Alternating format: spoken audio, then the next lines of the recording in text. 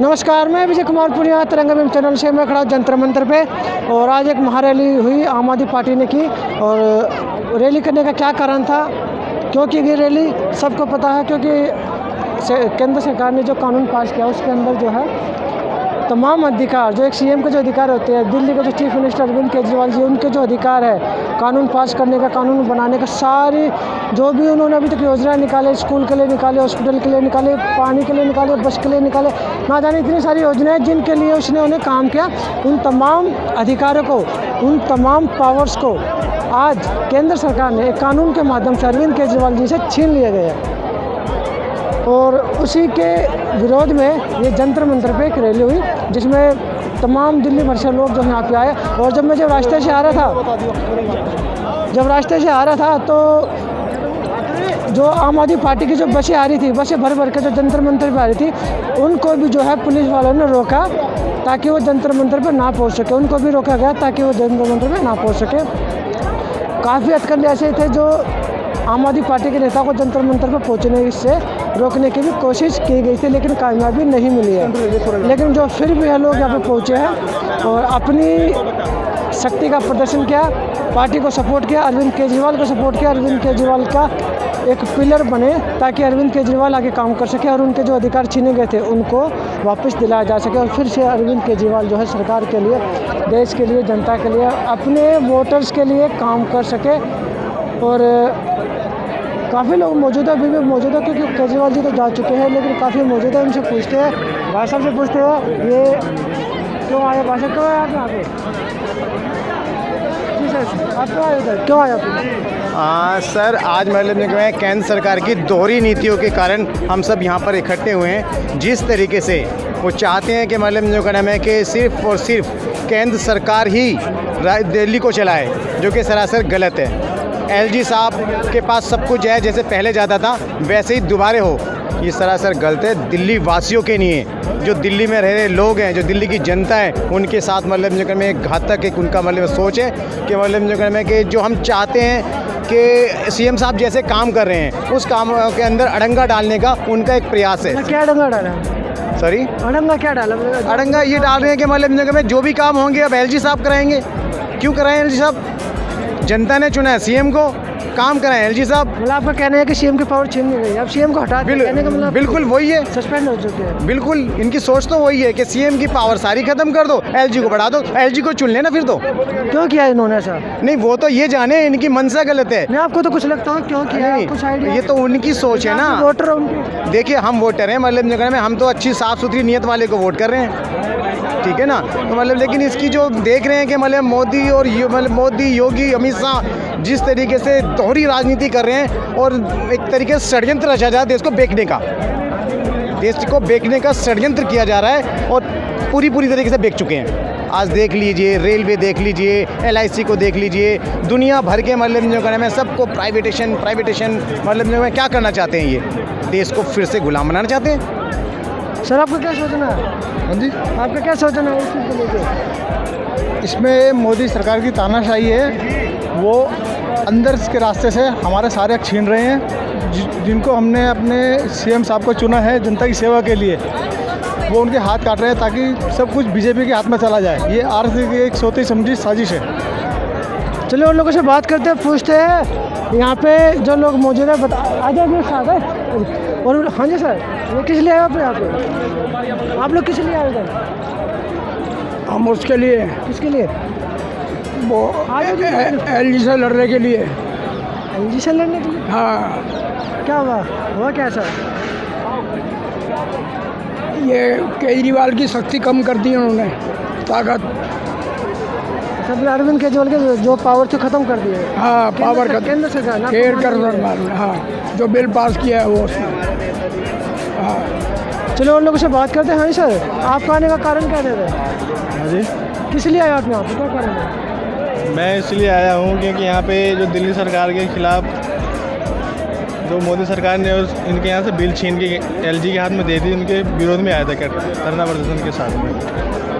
चलिए उन लोगों से पूछते हैं, बात करते हैं। यहाँ पे काफ़ी सारे लोग मौजूद हैं, महिलाएं भी मौजूद है और काफ़ी लोग यहाँ पे मौजूद आए हुए हैं। सबका प्रोटेस्ट है, सब केजरीवाल जी के सपोर्ट में यहाँ पे आए हैं। और देखना ये है कि चलिए ये पूछते हैं जी आप लोग किस लिए आप लोग यहाँ जो अमेंडमेंट बिल दिल्ली सरकार के खिलाफ लाया गया है, उसी के आक्रोश के रूप में हम यहाँ पर सभी इकट्ठे हुए हैं।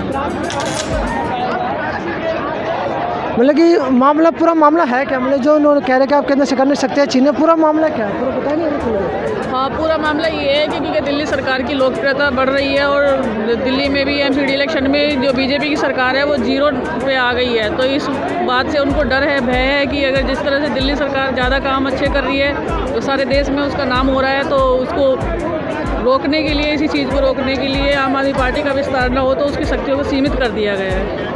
इन्होंने भी यही बताया कि अरविंद केजरीवाल की शक्तियों को सीमित कर दिया गया ताकि वो आगे काम ना कर सके, क्योंकि आगे 1 साल के बाद जो इलेक्शन आने वाले एमसीडी के, उसको भी ध्यान में रखते हुए अरविंद केजरीवाल को बांधने की कोशिश की है। और भी पूछते हैं, भाई साहब किस लिए आए आप यहाँ पे? मैं SC/ST विंग जिला बावरपुर से अध्यक्ष हूँ, डॉक्टर महेश चौहान।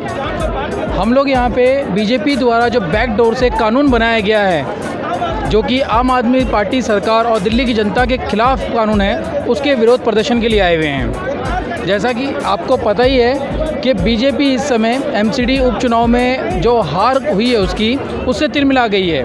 और खिसियानी बिल्ली खंबा नोचे वाली कहावत है। आप देख ही रहे हैं कि इतनी तिलमिला गई है बीजेपी कि उसने बैकडोर से एक बिल लेके आए हैं जिसमें वो दिल्ली के अधिकारों को LG को देना चाह रहे हैं सीधे, जबकि दिल्ली के अंदर जो 3 अगर दिल्ली LG को अधिकार दिए जा रहे तो उसमें फिर काम क्या रुक जाएगा क्या उसमें? जी, आपने देखा होगा पहले जब नजीब चंद जी थे तो पहले भी LG साहब के पास फाइलें जाती थी और 1-1 साल 2-2 साल तक वो फाइलें वहीं उनके कार्यालय में अटकी रहती थी और पहले भी आंदोलन हुआ था तो पहले भी आंदोलन हुआ था। और उसके बावजूद हम लोग, आपको पता है, दिल्ली सरकार जो थी वो सुप्रीम कोर्ट गई थी और सुप्रीम कोर्ट से एक डिसीजन हुआ था कि दिल्ली का जो मालिक है वो दिल्ली की चुनी हुई सरकार है, दिल्ली की सरकार है, जनता की सरकार है।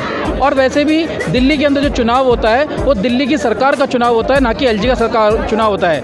LG प्रेसिडेंट के द्वारा नॉमिनेटेड पर्सन होता है जो केंद्र की तरफ से कार्य करता है। मतलब आपका मानना है कि सारी की सारी जो पावर थी केजरीवाल की छीन ली गई है, अब CM एक तरह से LG को माना जाएगा? देखिए, अभी जो पावर छीनी जा रही है ये सरासर अन्याय है और गलत है, क्योंकि ये जो शक्तियां हैं ये दिल्ली की जनता ने चुनी हुई सरकार को दी है और LG चुनावा नहीं है।